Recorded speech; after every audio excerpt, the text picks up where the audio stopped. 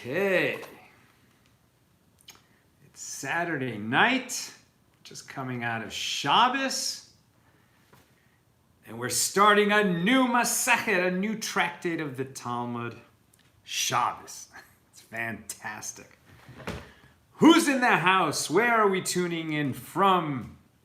Who's joining us on this beautiful Saturday night as we start a new week? I'm excited to see you. I'm excited to be learning with you. I'm excited to be starting the second tractate of the Talmud, Shabbos. Who's in the house? Let's see who's going to be that first comment to tell us where they're tuning in from. It's Christo Cheney, Mr. Reliable, and Edith from New York City and Texas. Backwards. Christo from Texas and Edith from New York. Benny says Shavua Tov. Pamela's in from the Catskills. Judith Sobel is in from Florence, South Carolina. Welcome, my dear friends. A good vach. Shavua Tov. A good week. Good vach in Yiddish. Shavua Tov in Hebrew. Very exciting. We made a siyum yesterday. Here at Accidental Talmudist, we are one day ahead of the Daf Yomi cycle. So most people made their siyum today during Shabbos. But either way, because yesterday we made the siyum, and whenever you complete a tractate, you want to do the first few lines of the next tractate. So even yesterday, we did what people did today, which was to get into, and today we're going to explore the whole first page of Shabbos. And what's amazing about that is I love to look at so-called accidents, right? Coincidences, which of course we know there's no coincidences. God runs the world. He makes things happen in a way on purpose. There's a reason for everything. There is no trouble in the world and no good in the world that doesn't have God's eye on it. We may not understand the reason, but there's a reason for it.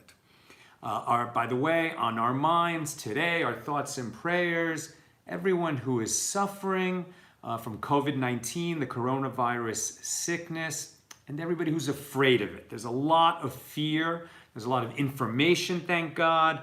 There's a lot of misinformation, unfortunately.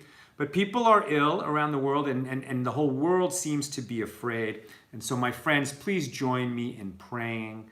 Anyone who is ill of this virus, may they have a complete and speedy recovery. Everyone who's been exposed, may the disease never come. And may everyone who is scared and wondering what to do, may they receive the information that they need, may they keep themselves safe, and may they keep themselves sane and not go too crazy with fear. I remember I was a big fan of the books by Frank Herbert, the Dune science fiction series. There was a great little line that I never forgot. Fear is the mind killer. And we also learned the similar idea in brachas, right? That we need to have faith. We need to have trust in God. There's a reason for things. A thing may happen or it may not happen. Fear is not going to be helpful. We take precautions. We don't turn our backs on science. We proceed with intelligence. But we don't let ourselves be ruled by fear, because then we impact our minds. We won't be able to think clearly. And as we now move into Shabbos, tractate Shabbos, we're going to see why Talmudic analysis, right, Talmudic thinking has been known for 2,000 years to sharpen the mind. You need a sharp mind in order to understand these teachings. And you can't afford to turn off part of your mind anywhere in the world because you become paralyzed with fear, especially in dangerous times, whether the danger is from an epidemic or a pandemic, or God forbid we encounter violent people in the world. We need our mental resources available to us. And sharpening the mind is a great exercise. It's a great skill. It's something that we all benefit from.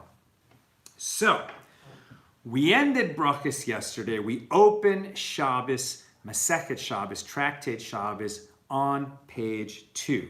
The great accident, so-called accident, coincidence, is that today on Shabbos, because every Shabbat, right, we sort of culminate the reading of the week, of the Torah portion of the week, on Shabbat morning, and we read the entire Torah portion in synagogue, and we divide it into 7 readings called aliyahs or aliyot.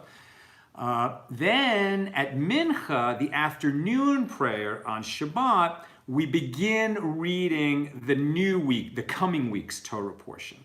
So now we're in a new week, right? The new week begins on Saturday night. Already it's Sunday according to the Jewish calendar, right? So on Sunday is the first reading of Ki Tisa, or in more Ashkenaz pronunciation, Ki Sisa.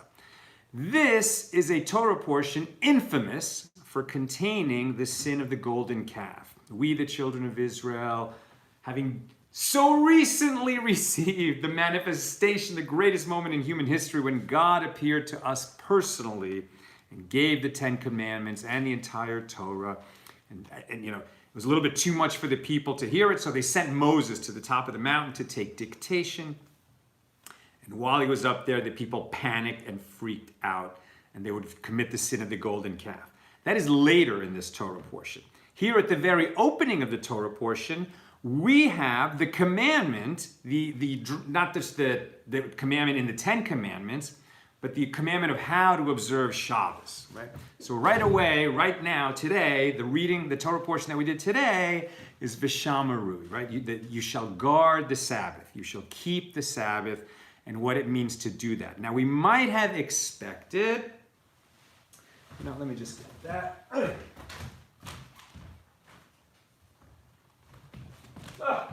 Sorry. There we go, and I'm just looking into a Torah. This is a Tanakh. It's a Hebrew Bible. But actually for today, I'm just going to go into this. This is Chayenu. It's a beautiful publication put out by Chabad. And they'll send you a weekly booklet that contains that week's Torah portion. So as you can see for this coming week, it's Ki Sisa. And along with it, we're going to have Purim and Parshas Para. Right? These are the special Parshas leading up to Passover, which is coming in not too long. But Ki Sisa, right at the beginning, in the opening Torah portion that we would read today, Saturday afternoon, to get into the new week, we've been talking about building, over the last 2 Parshas, building the Mishkan, the tabernacle in the desert, what's going to be needed for it, the design of it, and the clothing of the high priest. The first high priest was Aaron, and then his children would serve as priests, and in every generation there would be a high priest, and the special clothing that would invest the high priest with holiness so that he could bring the special offerings in the temple, particularly at Yom Kippur. As God is describing to Moses and the people, this is the Mishkan, this is the tabernacle that you will build. God interjects the instructions of building the tabernacle and the clothing for the high priest and the installation ceremony of the high priest and says, you will keep Shabbos. And from this, our sages learn that what does it mean to keep Shabbos? That you will not do the labors that are associated with the Mishkan, right? So when God says that you will keep Shabbos, right, he breaks off this narrative of building the tabernacle and dressing the high priest and then installing the high priest and what he's going to do. And then he breaks off that narrative, and the Eternal said to Moshe, speaking directly to him, you yourself speak to the children of Israel, saying, you shall nevertheless keep my Shabbos, for it is a sign between me and you throughout your generations, that it be known that I am the Eternal who sanctifies you. V'shamartem, you shall keep the Shabbos, for it is holy for you. Those who desecrate it must be put to death. Whoever does any work on the Shabbos, that person will be cut off from among his people. Work may be done for 6 days, but on the 7th day there shall be a complete cessation of work, holy for the Eternal. Whoever does work on the Shabbos day must be put to death. V'shamaru b'nei Yisrael et haShabbat la'asot et haShabbat l'dorasam b'ris olam. We sing that every week. V'shamaru b'nei Yisrael es ha-Shabbos. La'asois es ha-Shabbos. Le'doir sam berisoy lam beini uvein b'nei Yisroel ois hilei olam ki sheishes yamim asa Adonai es hashamayim ve'es ha'aretz uvayom hashvi'i Shabbos vayinafash. It is a sign between me and the children of Israel forever that the Eternal made the heavens and the earth in 6 days, and on the 7th day he ceased work and rested. Now, we might have expected that tractate Shabbos on the laws of Shabbat would open with this paragraph that we happen to read today. That's a coincidence that the Daf Yomi cycle intersected with the reading today, right, in the yearly cycle of the Torah portions.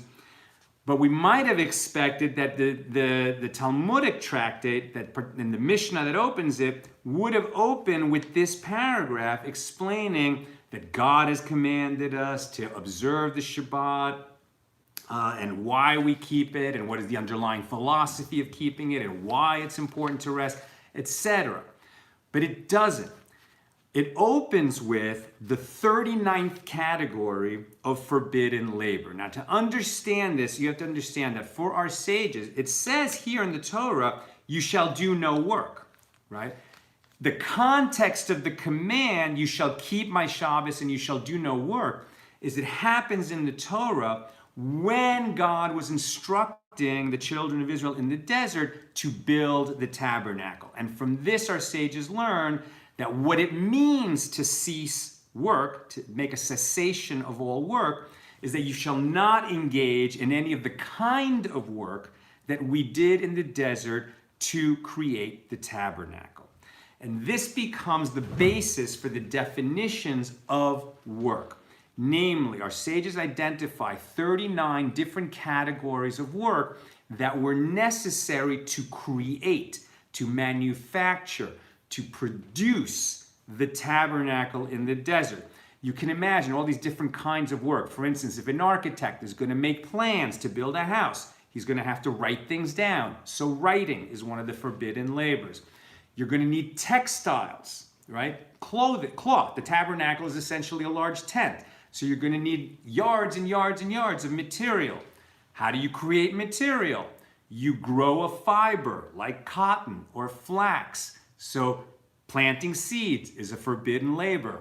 Reaping, cutting the crops down, that's a forbidden labor. Separating the grain or the fiber from its stalk is a forbidden labor. Spinning it into a material is forbidden. Sewing is forbidden. Weaving is forbidden.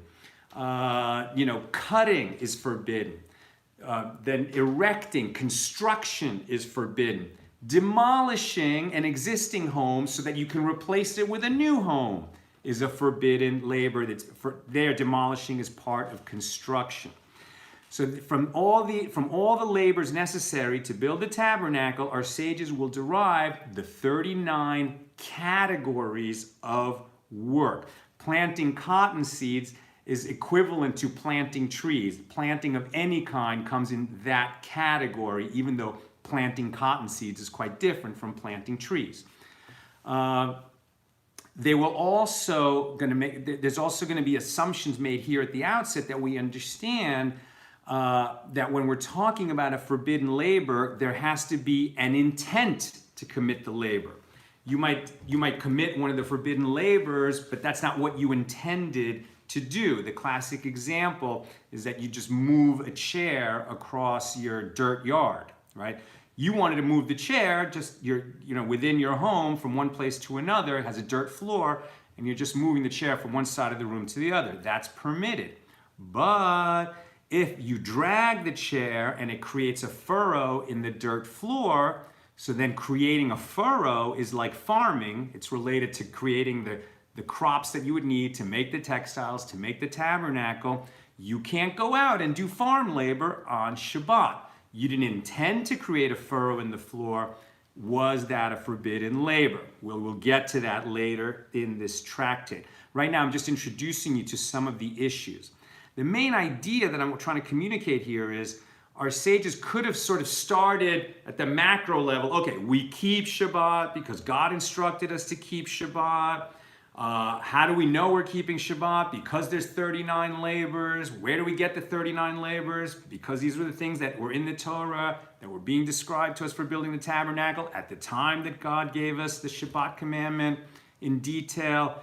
But that is not where the sages open tractate Shabbat. Instead, on page 2, because we always begin on page 2 for a new tractate, where we begin is with the 39th of the 39 forbidden labors, and this one is taking out. In other words, transferring an object from one domain to another. They don't explain where they get it from, but the idea is that in the desert, how did they open the building of the tabernacle? The first thing they had was a shopping list, okay? Moses said to the people, in order to build this tabernacle, we are going to need scarlet thread, turquoise thread, gems, copper, gold, silver, acacia wood, etc. A long list of things. And the people who had those things among their possessions or could go out into the surrounding area and get them started bringing things to the manufacturing site, as it were, the production facility for the tabernacle. And they were taking things from their domain, let's say things that they already owned, like the thread or the gems or the silver or the gold, taking it from their private domain in the tent to the public domain where these things were being gathered. Transferring an object from a private domain to a public domain, or from a public domain to a private domain, is one of the forbidden labors of Shabbat. You cannot do that on Shabbat. Our sages will come to explain that to transfer an object from a private domain to a public domain involves 3 steps. Picking it up in the private domain, let us say, walking it or moving it somehow to the public domain, and then putting it down in the public domain. It's not enough just to transfer the object into the other domain if it's just hanging in the air, as it were. It has to be picked up in one spot, taken to the other place, and put down. That is a complete action. And if you do that on Shabbat, then you are liable for the penalty. Okay? What is the penalty? The penalty is death. What does that mean that the penalty is death? The penalty would be death imposed by a human court only in the unbelievably rare situation, which basically has never happened in history, where you're standing there about to pick up this thing and move it to the other domain and put it down. You're going to commit that sin, and 2 people are there to witnesses, 2 competent witnesses, and one of them says to you, if you pick up that thing, move it into the other domain, and put it down, you will be liable to the death penalty. And then immediately you do that thing in front of those 2 people. And then they take you to court and testify. Then a Beis Din, a Jewish court, right? Not a court, not a civil court, but a religious court, could sentence you to the death penalty. That really never happens, right? And we'll talk much elsewhere in our journey about those conditions. That really is going to come up in Tractate Sanhedrin, God willing, 5 years from now, in our journey of Daf Yomi. But more to the point, you're going to be liable to the death penalty at the hands of the heavenly court. They will decide when you're going to die, and the Lord, essentially, with his helpers up in heaven, will decide that perhaps, according to them, when they want to, they'll cut you off. You'll lose some of your lifetime. Here we're just talking about, are you liable to such a death penalty or not? Not are you going to get it. Are you liable? In the context of Shabbos, we're now being introduced to, that's why I haven't even gotten to the page yet, but I'm introducing you to a lot of concepts because They didn't start with the more broad, here's what Shabbos is, why we keep it, what's going on. They're diving right into Talmudic analysis. And in order to understand what they're talking about, I'm trying to acquaint you with some of these ideas and how they work. So in Talmudic thinking, you have to be extremely precise about what it is that you're trying to say. So the conditions of if you violated a precept, if you violate a law, exactly what has happened. Did you violate it in such a way that you are liable, right, to a chatas? Now, liable to the death penalty means you did it on purpose. If you did this inadvertently, you didn't realize you were breaking the law, you didn't know it was Shabbat, or you didn't know it was against the law, that would be inadvertent, then you are liable to a chatas offering, a sin offering which you would bring in the temple. We don't have a temple anymore. We can't atone for our sins using sacrifices in the temple. Now we pray for forgiveness and atonement. It's a different system. So even though it's sort of, none of this stuff is technically possible for us to do now, we still study the law in order to understand it as it's meant to be understood and with precision. So if you have violated something inadvertently, you are liable to the chatas offering. We're also going to see that even though to be liable to that sin offering, you would have to pick up the object in one domain, let's say a private domain, like in a house, pick it up, walk it outside into the public domain, and put it down. That would make you liable to the chatas. What if you pick it up in the private, inside the house, and then you stick your hand through the doorway and give it to someone else, or just hold it in your hand, stick it through the doorway. Now you've transferred it outside, but you didn't put it down outside. Another person takes it out of your hand and puts it down on the ground in the public domain. You did not pick up a thing in the private domain, go outside and put it down in the public domain. The two of you combined to do that, but he didn't pick it up in the private and bring it out. He only took it out of your hand once it was already outside and put it down. So neither of you did the complete action. Because of that, both of you have committed a transgression according to the rabbis, but not according to the Torah. Okay? The rabbis have imposed a fence around the Torah, extra laws to prevent us from coming to eventually commit the biblical transgression.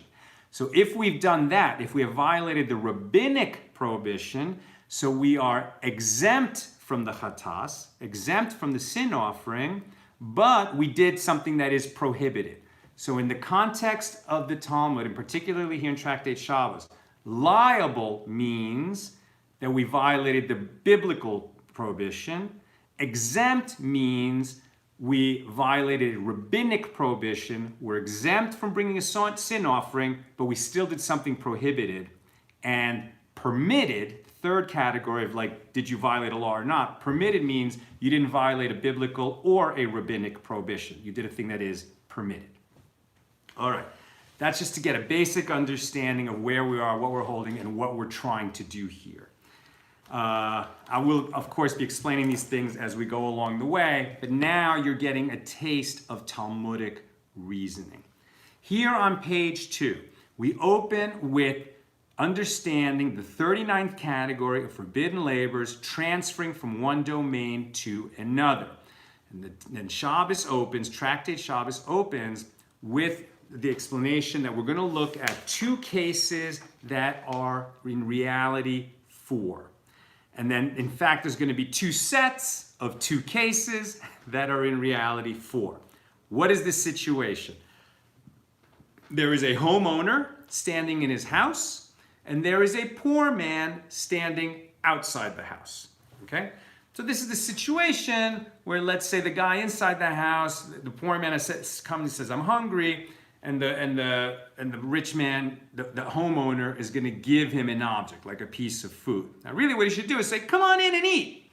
But let's say the poor man doesn't want that. What he really wants is a thing. You know, maybe he needs a shirt. Maybe he needs a pair of socks. Okay? You cannot transfer objects on Shabbat. So, if the rich man, or we start with the case of the poor man. If the poor man he's going to actually give something to the rich man. Let's say he found something outside that belongs to the rich man. He's going to give it to him, right? So he's standing outside in the public domain. He has picked up something in the public domain. Let's say it's a book. And he reaches his hand inside the homeowner's house and puts it in the hand of the homeowner. The poor man has violated the biblical prohibition on taking something from one domain into another, because he picked up, transferred into another domain, and put down. Or if he reaches his hand inside the house and takes an object from the rich man's hand and brings it outside into the public domain, and let's say, puts it in his pocket or puts it down on the ground, now it's settled in the public domain, again, the poor man violated Shabbat, the homeowner did not. On the other hand, if the homeowner takes an object from inside his house and puts it in the hand of the poor man outside, the poor man didn't do anything wrong, the homeowner violated Shabbat. Or if the homeowner reaches outside, takes something from the hand of the poor man standing outside, pulls it inside his own home, and deposits it in his pocket or on a table or somewhere in his house, it is settled there, the homeowner has violated Shabbat, the biblical prohibition of Shabbat, and the poor man hasn't done anything wrong. On the other hand, if they combine to do the action, if the poor man standing outside extends his hand inside the house holding a book, and the rich man takes the book from his hand, now they have combined to complete the action. They are exempt from the sin offering because neither one has violated the biblical prohibition of picking up in one domain, transferring to another domain, and depositing there. They have combined to do that. Both of them are exempt from the sin offering, but they have both violated the rabbinic prohibition because they did half the action, and the rabbis prohibited that lest a person come to complete the action. It's a protection for the benefit of all people that they make these fence around the Torah prohibitions. Okay? And that's the two cases that are actually four, and there's two sets of them depending on which direction you're going, from inside the house to outside or from outside the house to inside. Then, in the same Mishnah that opens the tractate, is it the Mishnah? It's still the Mishnah, right? Or do we go now into the Gemara? Let me just make sure. And by the way, just to give you a visual of how complex these laws are until we sort of develop a working understanding of them. Okay, so this is page 2 of Shabbos, Masechet Shabbos. So you see just that little square of text under the word Yitzios, which means taking out. That's the text that we're studying. And everything around it is commentary. So there's much more commentary on the page than there is actual text of the Mishnah. And the Gemara also will be short. Whereas here, this is the last full page of brachas that we were studying. And then you see that there's much more text, right? These were all those wisdom teachings and sayings and stories about Akiva and Rav and Abai, etc. So there's much less commentary on each page and much more actual text of the Mishnah and the Gemara. It's because these laws in Shabbos are going to be very technical laws. And eventually we'll certainly come to beautiful Agadata, stories and wisdom teachings and sayings, and the stuff that, it's a little bit easier to sink our teeth into in terms of, I learned something today that, I want to apply when I get home and with my family, right? As opposed to I exercise my mind hard to try and understand complex laws that are not easy to understand, but I'm going to break my teeth on them, right? I'm going to get to the place where I understand what's being taught here. So now we've had these several cases of who is transferring in and out of the domain, who is receiving, did one person do the entire action, or did they combine? And then, right, as we go into 2b, yes, we're still in the Mishnah. No, now we're in the Gemara, right? So at the bottom of page 2a, we leave the Mishnah, these two cases that are four, and the Gemara opens, right, the first level of commentary, the Mishnah, those were all set down by the year 200 of the Common Era. And then for the next 400 years, that first set of commentaries that were compiled over the next 400 years becomes the Gemara. The Mishnah plus the Gemara is the Talmud. So the Gemara opens by saying, it was taught elsewhere in the Mishnah that there was just two cases that are four, not two sets of cases that are four. So the first question that's asked is, well, wait a minute, this contradicts a teaching that we have elsewhere in the Talmud, specifically in Shavuos, which is the tractate on oaths, right? Taking an oath. In the tractate that it will eventually reach, where we're studying oath-taking, there's a Mishnah which says, it was taught there in the Mishnah, there are oaths of two types that are really four. There are awarenesses of tuma, ritual impurity, that are two types that are in reality four. There are appearances of tsaras, that's a kind of skin sickness, a ritual skin sickness that existed in biblical times, does not exist now, often called leprosy, but it's not leprosy. And transfers on the Sabbath, like what we're talking about, that are two types that are in reality four, right? So in that Mishnah, it didn't say there's two types that are in reality four and there's two sets of them. It was simpler. And so we're trying to understand why was it different over there than here. Just to give a little background in terms of oaths, two that are four, because when we swear an oath, either we're swearing that we are going to do something or not do something in the future, or we swear that we didn't do something or we did do something in the past. So these are the two cases that become four. With regard to the appearance, with awareness of tuma, if a person is ritually impure, if he's tameh, he's not allowed to enter the Temple Mount when the temple stood, or to eat certain holy foods. But if he knew that he was tameh and then he forgot and then he ate the food, he becomes liable. Or if he knew that he was tameh and then he forgot that he was standing in the temple when he ate, that's another kind of case. So those two cases that become four. With regard to tsaras, I'm not going to go into that, but there's just different types of markings on the skin that can be considered tsaras as opposed to just blemishes on the skin. But the distinction that they're making is that with regard to transfers on the Shabbos, in that other Mishnah in Shavuos, it seems to be simpler. Why are we making it more complicated here at the beginning of Tractate Shabbos?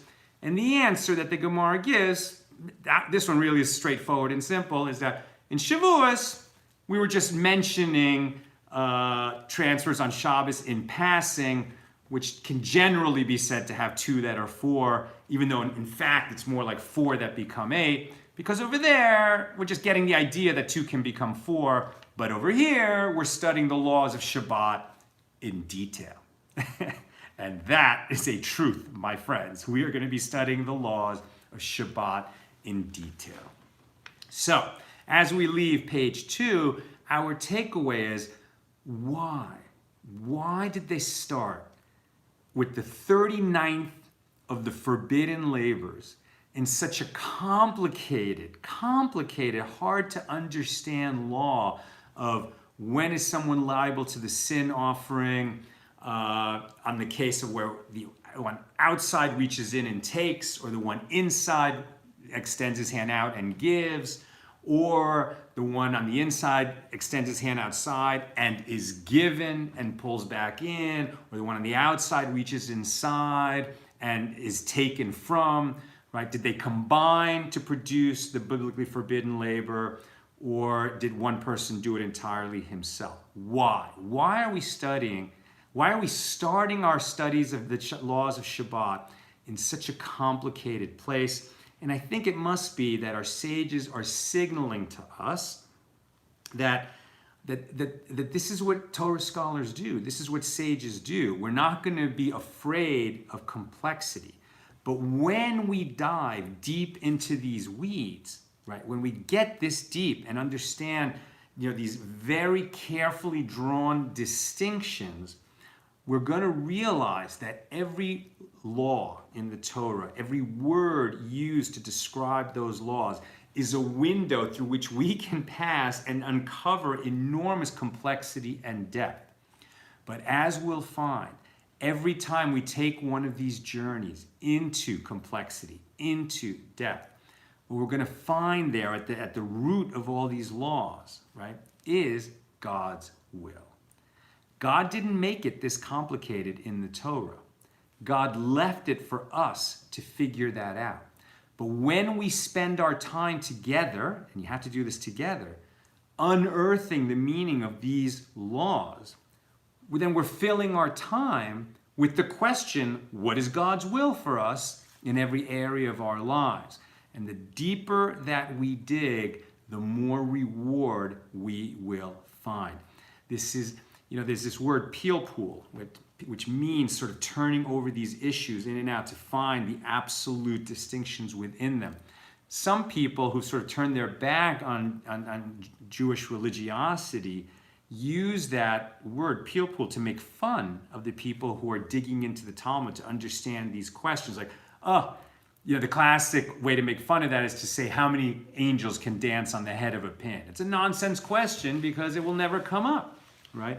If you talk about being liable to a sin offering, well, the temple has been gone 2,000 years. Nobody has brought a sin offering in 2,000 years. What difference does it make if we're liable to bring a sin offering or not? And the answer is, if we sharpen our minds sufficiently so that we can understand these laws, we will come to understand how the will of God works in our lives, and we will be able to distinguish for ourselves when we face difficult decisions in our lives. We will have sharpened our minds and understand what's right and wrong in enough different situations that we'll be able to analyze a question like, whatever could come up in a person's life. Should I remain friends with this person or not? Should I go on this journey or not? Should I, I was at APAC last Tuesday, where there were 18,000 people celebrating America's friendship with Israel. And since then, the news has come out that 2 people who were there tested positive for the coronavirus. Should I isolate myself and not go to synagogue or to a class or to learning? Should I shake hands with people when they're there? These are the kinds of practical questions that come up. You're not going to get the answer to that question in these tomes that were written 2,000 years ago, but the method of arriving at truth will certainly be helpful to us in analyzing any question which we face in our lives. That's what I wanted to share with you this evening. I'll just scan if there's any comments or questions that I should take a look at. Goldberg Eliyahu Yaakov says, on Shabbat we can't create fire. For example, driving a vehicle, turning on lights, no TV, etc. That's the one category of work that is specifically mentioned in the Torah, that we don't kindle a fire on Shabbat. That's where we light candles before Shabbat begins. So we'll have light on Shabbat, and that's kind of signals that we're entering Shabbat, that we light the candles before Shabbat for Shabbat, right? The other 38 categories are not enumerated in the Torah specifically, but our sages learned out from the interruption in the creation of the tabernacle for our teaching of Shabbat that the forbidden labors of Shabbat are the creative endeavors that were the categories of work involved in creating the tabernacle. Thank you, my holy brothers and sisters, for tuning in.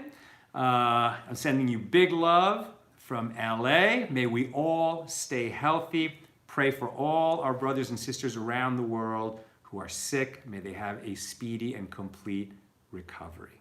All the best.